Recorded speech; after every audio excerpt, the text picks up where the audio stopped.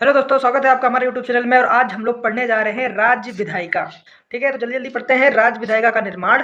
राज्यपाल, राज्य विधानमंडल यानी सदन जो होते हैं विधानसभा, और जो आपके दोनों सदन होते हैं विधानसभा और विधान परिषद से मिलकर बनता है। यानी जो राज्य की विधायिका होती है वो आपकी बनती है राज्यपाल, विधानसभा और विधान परिषद। ठीक है, इनसे मिलकर बनती है। और वर्तमान में 6 राज्यों में क्या है, विधान परिषदें हैं। ठीक है, विधान परिषद है। वो राज्य कौन कौन से हैं? वो आपके हैं आंध्र प्रदेश, उत्तर प्रदेश, कर्नाटक, तेलंगाना, बिहार और महाराष्ट्र। ठीक है, और ये वहाँ की सीटें हैं। और आपको उत्तर प्रदेश पीसीएस में एक क्वेश्चन इस प्रकार से आता है कि ये राज्य दे देंगे, उनके सीटें दे देंगे और आपको मिलान करने के लिए आ जाएगा। इस तरीके से प्रश्न आपको दिया जा सकता है। और हम लोग अब देखते हैं कि हम इसको आसान तरीके से याद कैसे करते हैं। अब मैप में हम आपको बताते हैं कि कैसे याद करते हैं। ठीक है, तो अभी आपके सामने जो था कौन कौन से राज्यों में, तो एक राज्य हो गया आपका उत्तर प्रदेश। ठीक है, दूसरा हो गया आपका बिहार। ठीक है, अब हम लोग देख लेते हैं, इसमें आपका हो जाएगा एक, ये आपका तेलंगाना। ठीक, और ये आपका हो जाएगा आंध्र प्रदेश।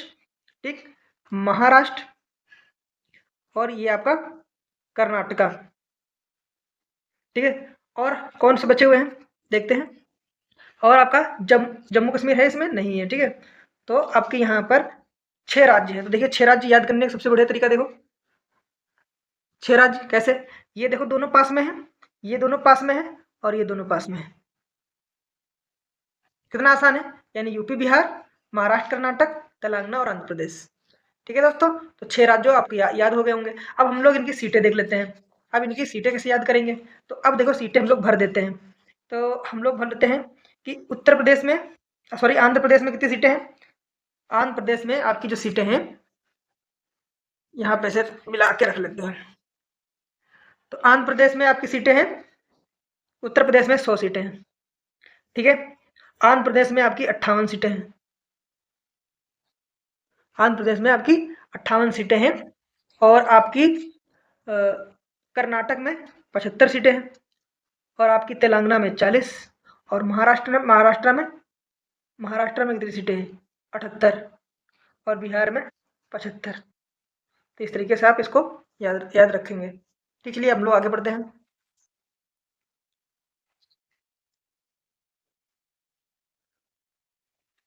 तो दोस्तों, आपने मैप में देख लिया होगा। इसको याद करने का सबसे बढ़िया तरीका है कि देखिए, उत्तर प्रदेश, बिहार पास पास के राज्य हैं।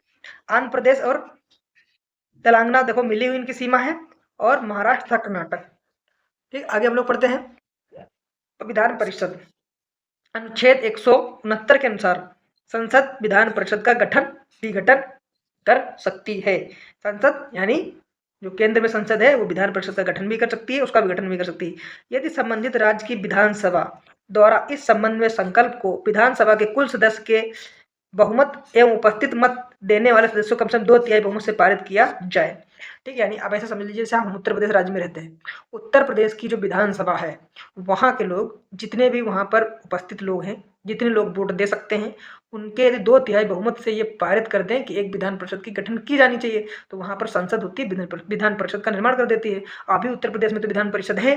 और विधान परिषद यदि है तो वो चाहें, विधानसभा वाले चाहें, यानी विधानसभा वाले चाहें तो वो अपने जितनी भी लोग मत दे सकते हैं, उनकी उपस्थिति का 2/3 बहुमत से यदि ये पारित कर दे कि हमें विधान परिषद की जरूरत नहीं है, तो विधान परिषद को संसद जो होगी वो क्या कर देगी, उसका विघटन कर सकती है। इस बात को आप लोग समझते रहिएगा। ठीक है, मैं दोस्तों बता रहा हूँ, समझा के चल रहा हूँ, आप अच्छे से समझिए। विधान परिषद राज्य का विधानमंडल का उच्च सदन होता है। और केंद्र में कौन होता है उच्च सदन, तो राज्यसभा। इसमें कौन है, विधान परिषद। विधान परिषद के कुल सदस्यों की संख्या संबंधित राज्य के विधानसभा सदस्यों की कुल संख्या से 1/3 से अधिक नहीं हो सकती है और 40 से कम नहीं हो सकती है।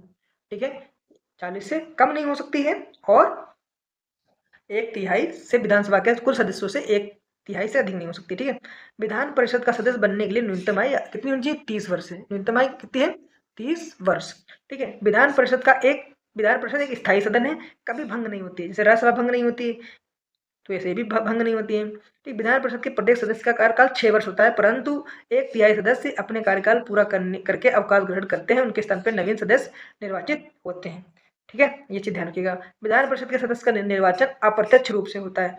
अप्रत्यक्ष रूप से होता है। ठीक है, विधान परिषद के कुल सदस्य जो 1/3 सदस्यों का निर्वाचन स्थानीय निकाय निर्वाचक मंडल द्वारा, स्थानीय निकाय निर्वाचक मंडल द्वारा, 1/3 सदस्यों का निर्वाचन विधानसभा के सदस्यों द्वारा, 1/12 अब माध्यमिक तथा उच्च विद्यालयों, ठीक है, माध्यमिक तथा उच्च विद्यालय में कम से कम 3 वर्ष शिक्षण करने वाले अध्यापकों द्वारा, ठीक है, और 1/12 सदस्य 3 वर्ष की स्नातक उपाधि धारण करने वाले स्नातकों द्वारा चुने जाते हैं। शेष 1% जो होते हैं राज्यपाल द्वारा मनोनीत किया जाता है। ठीक, अब देखिए इसको आप लोग याद कैसे करेंगे, मैं आपको याद करने का तरीका बताता हूँ। ठीक है, अब देख लीजिए, अब देखिए मैं आपको बताता हूँ, 1/6 सदस्य जो होंगे जिस राज्य में विधान परिषद है उस राज्य के 1/6 नहीं, ठीक है, आप ये समझिए 1/6 जो है ये आपके राज्यपाल के द्वारा, ठीक है, 1/6 राज्यपाल के द्वारा, ठीक है, पहला पॉइंट आपको याद हो गया।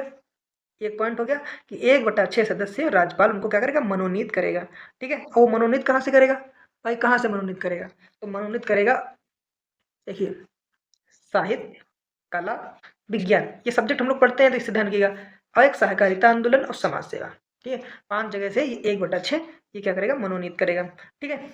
अब हम लोग देख लेते हैं कि अब देखिए दूसरा पॉइंट देख लेते हैं, 1/12 सदस्य कहाँ से आएंगे, स्नातक, स्नातक जो स्नातक कर चुके हैं, ठीक है, कम से कम 3 वर्ष, ये 3 वर्ष के जो स्नातक की उपाधि धारण करने वाले स्नातकों द्वारा चुने जाएंगे। जैसे हम लोग स्नातक हो गए हैं तो 3 वर्ष हम लोग पुराने स्नातक हैं तो हम लोग चुनाव देंगे, वोटिंग करेंगे, उसमें से जिनका चुनाव होगा वो 1/12 लोग चुन के जाएंगे कहाँ, विधान परिषद में, ठीक है। 1/12 फिर 1/12 देखिए, फिर 1/12 जो है ये चुने जाएंगे किसके द्वारा, अध्यापकों द्वारा, ठीक है, अध्यापकों द्वारा, जो लोग सरकारी अध्यापक होते हैं, प्राइवेट अध्यापक नहीं, सरकारी अध्यापकों द्वारा 1/12 सदस्य चुने जाते हैं, ठीक है। अब देखते हैं, अब जो है आपका विधान 1/3, अब देखो चौथा पॉइंट देख लेते हैं, 1/3 ये विधानसभा जो है वो विधानसभा चुनाव करती है, किसका, 1/3 सदस्यों का, और ठीक, और बाकी जो होते हैं 1/3 ये जो होते हैं 1/3 ये निर्वाचक मंडल जो होता है वो चुनाव होता है, ठीक है, इनका। अब आप देखिए ऐसे समझ लीजिए कि आपका विधान परिषद में अप्रत्यक्ष होता है 1/3 स्थानीय निकाय निर्वाचक मंडल द्वारा, ठीक है, जैसे आपका नगर पालिका हो गया, ठीक है, इस तरीके में, तो ये निर्वाचक स्थायी मंडल होता है 1/3 विधानसभा द्वारा, 1/6 राज्यपाल द्वारा, 1/12 स्नातक द्वारा और 1 अध्यापक द्वारा। इस चीज को आप लोग याद करिएगा और ये चुने जाते हैं, ठीक है, आप समझ में आपको आ गया होगा। आगे हम लोग देखते हैं, विधान परिषद के सदस्य अपने में एक सभापति एक उपसभापति का चुनाव करते हैं, यानी आपस में, ठीक है, विधान परिषद सभापति उपसभापति एक दूसरे को संबोधित करके त्यागपत्र देते हैं, ठीक है, सभापति उपसभापति को विधान परिषद सदस्यों द्वारा पारित करके उन्हें पद से हटाया जा सकता है, परंतु इस आशय की लिखित 14 दिन से पूर्व उन्हें देनी होगी। आगे हम लोग पढ़ते हैं,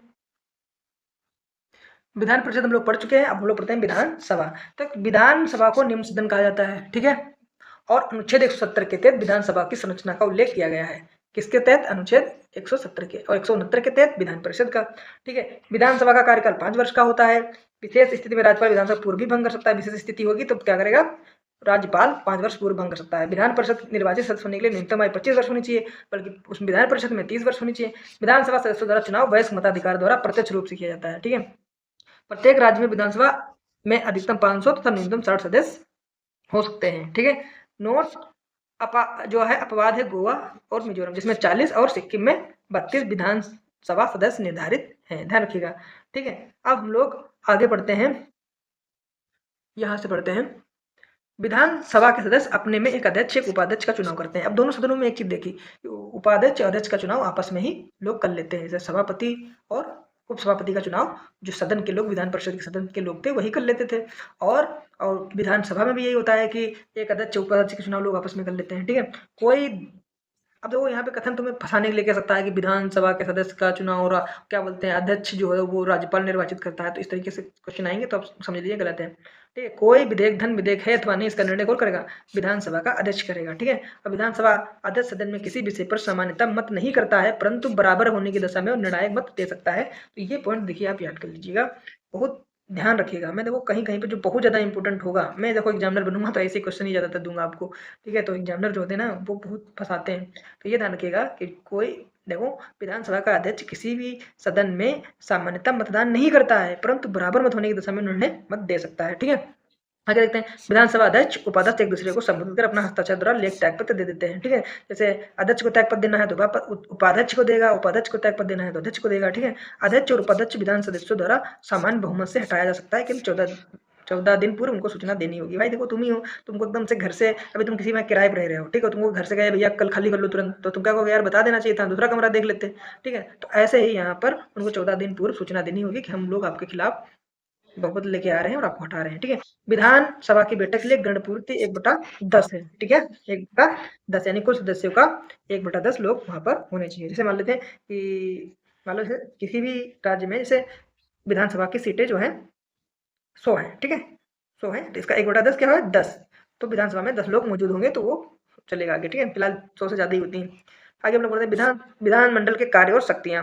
तो विधानमंडल को राज्य सूची के विषयों पर कानून बनाने का अधिकार है। ठीक है, विधानमंडल यानी आपका विधानसभा और विधान परिषद दोनों एक ही में। ठीक है, विधानमंडल को समवर्ती सूची के विषय पर कानून बनाने का भी अधिकार है, प्राप्त है, परंतु इस पर बनाए गए कानून का संसद द्वारा निर्मित कानून से विरोधाभास उत्पन्न होने पर संसद द्वारा बनाया कानून होता है। जैसे मान लेते हैं कि समवर्ती सूची है। ठीक है, समवर्ती सूची में केंद्र भी सरकार बनाती है, राज्य भी बना सकती है, लेकिन राज्य सरकार कानून बना रही है और उसका किसी संसद से निर्मित कानून से उसका विरोधाभास उत्पन्न हो गया, तो वहां पर कानून जो होगा संसद का ही माना जाएगा। ठीक है, प्रत्येक वित्तीय वर्ष प्रारंभ में संबंधित राज्य के वित्त मंत्री द्वारा राज्य का वार्षिक लेखा जोखा बजट विधानमंडल के सम्मुख पटल पे प्रस्तुत किया जाता है। ठीक है, धन विधेयक सर्वप्रथम विधानसभा में ही प्रस्तुत किया जाता है। ये चीज देखिए, एक कथन ये भी याद रखिएगा, बहुत इंपॉर्टेंट है कि जैसे धन विधेयक केंद्र में लोकसभा में ही प्रस्तुत किया जाता है, वैसे धन विधेयक राज्य में राज्य विधानसभा में ही प्रस्तुत किया जाएगा। ठीक है, फंसाएगा यहाँ पे, आपको कथन दे देगा कि धन विधेयक विधान मंडल के किसी भी सदन में प्रस्तुत किया जा सकता है। कथन सत्य या असत्य, तो कथन असत्य है। क्यों?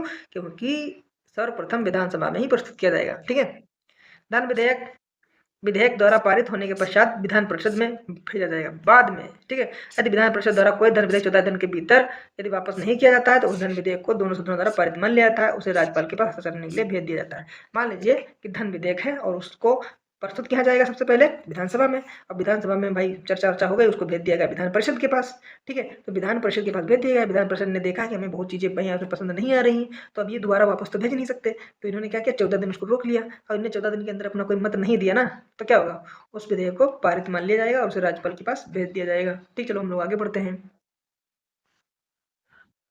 विधानसभा के निर्वाचित सदस्य राष्ट्रपति के निर्वाचन में मतदान करते हैं। ठीक है, विधानसभा के निर्वाचित सदस्य राष्ट्रपति के निर्वाचन में मतदान करते हैं और विधान परिषद के 1/3 सदस्य का निर्वाचन विधानसभा के सदस्यों द्वारा किया जाता है, अभी हमने आपको बताया था। ठीक है दोस्तों, तो आप लोग इसे पढ़ते रहिए और आप लोग एक सिरे से इसको देख डालिए मेरे वीडियो।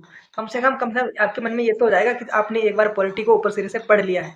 याद होता है नहीं होता है ये अलग बात होती है। ठीक है, हमें एक तरफ से रीडिंग लगाना बहुत जरूरी होता है, क्योंकि यदि आप लोग बहुत ज्यादा से डिटेल में पहले पढ़ चुके हैं तो आपका रिवीजन हो जाएगा, क्रैश कोर्स हो जाएगा। और आपने यदि अभी तक एक बार भी नहीं पढ़ा है तो उससे ये हो जाएगा कि आपने कम से कम एक सिरे से आपके ऊपर से जो भी है याद हुआ हो या ना हुआ हो, लेकिन कम से कम मन में ये तो हो गया कि आपके दिमाग में एक इम्पैक्ट पड़ जाएगा। बार बार वो चीज़ें होंगी तो आपको याद हो जाएंगी। मेरे कम से कम 20-25 वीडियो हैं, यदि आप उनको मान चलिए महीने में 3-3 बार देख डालिए, एक महीने में आपकी पॉलिटी का मान चलिए ये निचोड़ है, लगभग 80% आपकी वन लाइनर कवर हो जाएगी। और फिर जब इतना पता होगा, जब आप डिटेल में पढ़ने जाएंगे तो आपको समझ में बहुत आएगा। ठीक है, मैं आपको अपना व्यक्तिगत अनुभव बता रहा हूँ। अच्छा लगा वीडियो तो शेयर करिए, कमेंट कीजिए और हमको बताइए कैसे लगे आपको मेरी वीडियो।